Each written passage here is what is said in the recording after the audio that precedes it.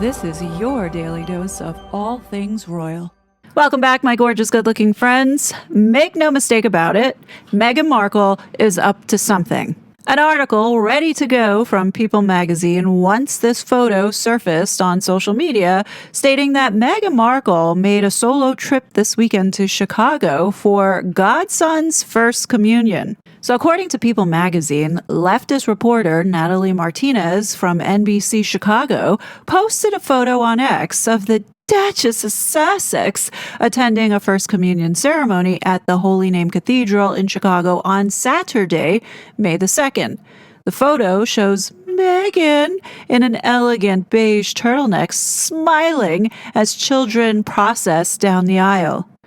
People confirmed that Meghan traveled to Chicago over the weekend for the First Communion of the son of one of her best friends from college, and that Meghan is the boy's godmother. Right off the bat, I don't trust this story for anything. And the reason why, I think we all know why. You can't trust Meghan Markle.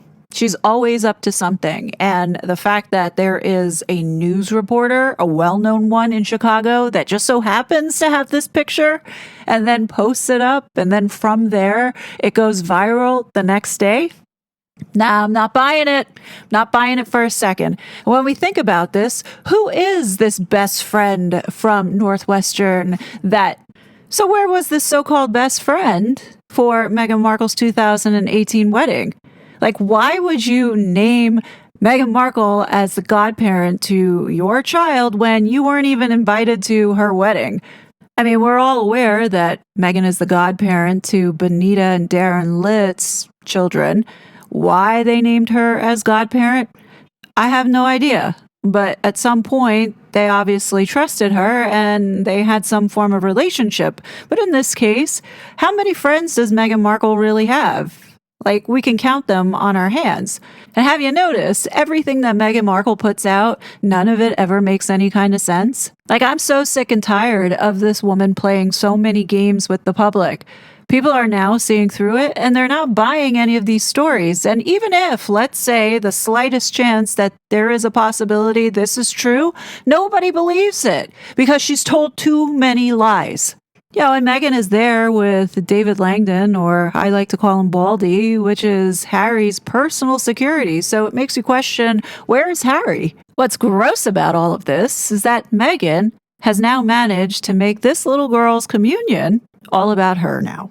And I say that because Natalie Martinez posted this photo up on May the 2nd, and literally nobody saw it. Until today, someone from the Sussex camp had to have known that it was posted up, in which someone from the squad likely found it and started to circulate it. And then People magazine had this article all ready to go, and now it's out there. And we're supposed to believe that this was all organic? Natalie Martinez writes, "Holy name vibes today. Sailor walking to her first communion, and yep, that's exactly who you think it is to her right." Meghan doesn't do anything unless there's something in it for her. And in this case, is it for good PR? Possibly, to make it look like, oh, she's this caring woman who has a godson and she's going to Chicago, leaving her own children to go to Chicago to witness this wonderful event. And the significance of it, especially since in Tom Bower's book Betrayal, he mentions that Meghan was unaware of the teachings of the Bible.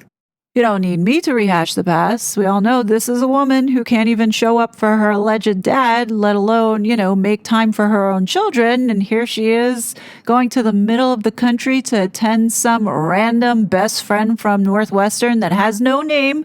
And now we're supposed to believe that she is also a godparent? Are you kidding me? Now, of course, Meghan's PR is making sure People magazine tells everybody how relatable and down-to-earth Meghan Markle is. A source also told People that Meghan arrived early to the church and waited with other families and friends in the pews, and that she didn't use a separate entrance or have any special accommodations. What? You mean Meghan was just like everybody else? No special accommodations? No, say it ain't so. Somehow, I don't really believe that. I don't think Meghan showed up early just to hang around and chit chat with the families. And, I don't buy that nobody took a quick photo or even just a sliver of video just to say that she was there. Many people do that when they see celebrities, even if they are D-lists and nobodies. Whatever the case is, Meghan was in this church for some reason. And when you think about Chicago and you think about who this woman, Natalie Martinez, is, now we know how low Meghan can stoop. So it's likely that she had this reporter put this out there for good PR, which is quite pathetic, in my opinion. Now, why was Meghan really in Chicago? Well, let's think about this. She would need a cover just in case somebody spotted her and questioning why she was in Chicago, even though nobody saw her, which goes to show you that security is not an issue. But let's just say someone did spot her. Of course, there would be lots of speculation going around. But I think it's important that, we speculate because you can't trust a thing that comes out of this woman's mouth or what we've been told. So, like I have said, Rahm Emanuel may be considering running for the 2028 election. Who was the mayor of Chicago? Rahm Emanuel. Where does Rahm Emanuel live? Chicago. Who else lives in Chicago? Obama. And who just happens to be the main news reporter covering news around Rahm Emanuel? Well, that would be Natalie Martinez. She was with him throughout the years covering his mayoral campaign as well as what was going on in the city and what he was doing. Very big Democrat, heavy supporter of Act Blue back in 2016, and all for finding a place for those migrants and having the taxpayer paying for it. Let's turn to Chicago's migrant crisis. Tonight, the city's ramping up plans to get migrants out of police stations and into churches and winterized tent camps. Talked a lot about the angry protests in Brighton Park, and despite that opposition from the community, look at this. It appears crews are already starting to put up the tents. NBC5's Natalie Martinez has the story. Framing is up at 38th in California tonight. People are feeling discouraged. We're resilient as a community, as a city. There's only so many resources that we hold. We weren't equipped for this as residents. Jacqueline Zuniga is part of a small group of protesters tonight. The site where construction started Wednesday with the bones of this massive winterized base camp already up. Earlier today, we say no! No camp! A larger group representing the Brighton Park Neighborhood Council argued that Mayor Brandon Johnson's administration has lacked transparency. We had specific concerns around safety, around the environmental issues. They also worry about the lack of additional resources to support new school students. What we really need now that this is happening, we need a formal response. NBC5 Investigates found that the site has a history of industrial use dating back for a century, including use as a zinc smelter and rail yard. The mayor said again Tuesday that the environmental assessment is ongoing and will be publicly released later this week. I honestly just don't feel that it would be safe. This after the mayor's Tuesday announcement, the city's collaboration with at least 17 city churches in a unity initiative to get migrants, 20 at a time, out of police stations and into temporary housing. The mayor's office is looking for a finish date here as early as the end of the week. In Brighton Park, Natalie Martinez, NBC5 News. Yes, she is very political when it comes to DEI and making sure that we have very diverse and equitable and inclusive society in Chicago, supporting the...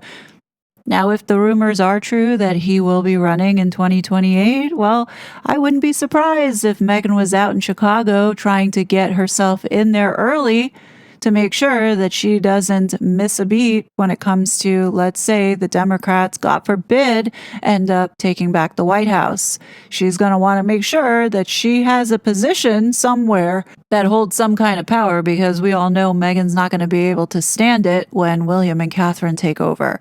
Now, this is just me speculating, I'm just thinking, well, why else would she be in Chicago? Because I don't believe this story about her going and visiting an alleged godson of some alleged best friend from a college that I don't believe that she actually graduated from or went to. I did mention to you that this guy is an alumni of Northwestern, and if anybody could put together a little so-called profile for Meghan Markle or a woman that they are calling Meghan Markle, it would be this guy.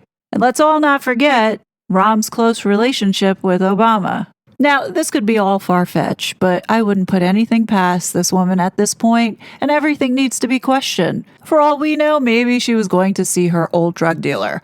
I don't know. But you can see why we have to keep tabs on her. This is a very dangerous woman. What I believe is certain to happen now, because a lot of people are talking about it, and again, Meghan Markle's getting roasted to the high hills because she's just the epitome of what hypocrisy is. She can't go see her father, she leaves her children behind, but wants everybody to believe that she's this kind, compassionate woman who has a godson now that she's never talked about? No. No, no, no. Nobody believes it. Or at least I don't believe it. Something is up here. And it stinks. It stinks to the high heaven. And then also, you have David Langdon there. Why is he there? He's supposed to be with Harry. He normally doesn't travel with Meghan. But that's all I got to say about this now. I'm pretty sure everybody else and their mother's going to be talking about this. I'm just putting this out there because, we have to think outside this little story that we were given, because more and more you're seeing it's unraveling. You just need to pull one thread and the whole thing comes apart. So, do I see Meghan now trying to position herself? Possibly, because what else does she have left? She has nothing left. If she does end up staying here in the United States and Harry leaves and goes back to the UK, because I don't see Meghan going back to the UK. She's going to try and do something here, and her only path right now is possibly going into politics. And I think that's such a scary thought. But look at the idiots in the Democratic Party. I mean, it's scary to know that there are other Meghan Markles out there equally as stupid, corrupted, and evil. We don't need any more of that. We need to drain the swamp. Certainly not fill it up with people like Rahm Emanuel, who pretty much has let Chicago go to shit. I mean, look at it now. Anyway, that's all I got. But it'll be interesting to see how this story starts to unfold, because I'm pretty sure someone's going to say, well, a source told me, blah, blah, blah. Anyway, I'm just going to leave it at that. But what do you guys think? Definitely leave your thoughts below. As always, I will be back with more content. But until then, please be safe, and I'll talk to you later. Bye. You talked about this with the comedian Trevor Noah the other day. And you said a number of things in a row. You observed that there had been contacts between members of Mr. Trump's staff and Russian officials. Right. You noted that Trump benefited from the hacks. Your spokesman, Josh Earnest, has gone on to say this week that it's obvious that Trump knew what was going on. To what extent are you suggesting some kind of cooperation between the president-elect and Russian officials here? Well, I'm not suggesting cooperation at all. Keep in mind that those statements were in the context of everyone now acting surprised by the CIA assessment that this was done purposely to improve Trump's chances. And my only point was that shouldn't be treated as a blockbuster because that was the worst kept secret in this town. Everybody understood that. It was reported on. Steve, if you go back and look at your stories, if you read any mainstream publication, you would see that if you have a hack of the DNC and a hack of Hillary Clinton's most senior advisor's emails, and those things are then released in drip, drip, drip fashion over the course of months, and that seem to generate consistently negative coverage, despite the fact that there's nothing in there that's particularly controversial, that it's mostly just, as I said, political gossip or routine emails between folks who are working in a campaign environment, then it's a pretty clear inference that people would draw and did draw, that this was helping the Trump campaign and it was hurting the Hillary campaign. That doesn't mean that the Trump campaign was coordinating. It just means that they understood what everybody else understood, which was that this was not good for Hillary Clinton's campaign. And when you combine that with the fact that the president-elect has been very honest about his admiration for Putin and that he hopes to forge a more cooperative relationship with him and focus on the threat of Islamic terrorism, then my only point was we shouldn't now suddenly act as if this is a huge revelation. In October, we said, after being very careful about it, because we had no interest in appearing as if we were putting our thumbs on the scales, we did what was almost unprecedented, which was every intelligence agency in the federal government arrived at a consensus that the Russians had hacked the DNC, and the information that was now being released was as a consequence of a decision by Russian intelligence and Russian officials at the highest levels. So what the CIA is now assessing, which was it was done purposefully to tilt the election in the direction of a particular candidate, shouldn't be a surprise to anybody, and in fact isn't a surprise to anybody. It was such a fraud.